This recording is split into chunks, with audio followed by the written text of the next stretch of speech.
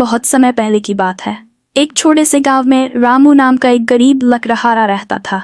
वह रोज सुबह जंगल जाता, पेड़ों से लकड़ी काटता और उसे बेचकर अपना गुजारा करता। रामू बहुत ईमानदार और मेहनती था।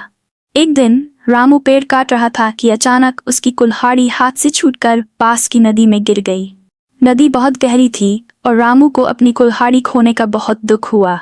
वह नदी के किनारे बैठकर परेशान हो गया क्योंकि उसके पास दूसरी कुल्हाड़ी खरीदने के पैसे नहीं थे। तभी नदी से एक चमकती हुई परी निकली। उसने रामू से पूछा, तुम क्यों दुखी हो बेटा? रामू ने ईमानदारी से बताया कि उसकी कुल्हाड़ी नदी में गिर गई है।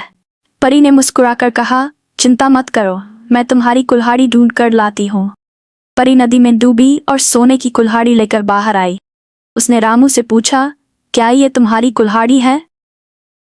रामू ने कुल्हाड़ी देखकर कहा, नहीं परी माँ, यह मेरी कुल्हाड़ी नहीं है। फिर परी ने चांदी की कुल्हाड़ी निकाली और पूछा, क्या ये तुम्हारी कुल्हाड़ी है? रामू ने फिर सिर हिलाकर कहा, नहीं, मेरी कुल्हाड़ी लोहे की थी। आखिर में परी ने रामू की असली लोहे की कुल्हाड़ी निकाली। रामू खुशी से बोला, हाँ, यही मेरी कुल्हाड़ी है। रामू की ईमानदारी का इनाम परी उसकी ईमानदारी से बहुत खुश हुई और इनाम में तीनों कुल्हाड़ियाँ सोने, चांदी और लोहे की रामू को दे दी। रामू खुशी खुशी घर लौटा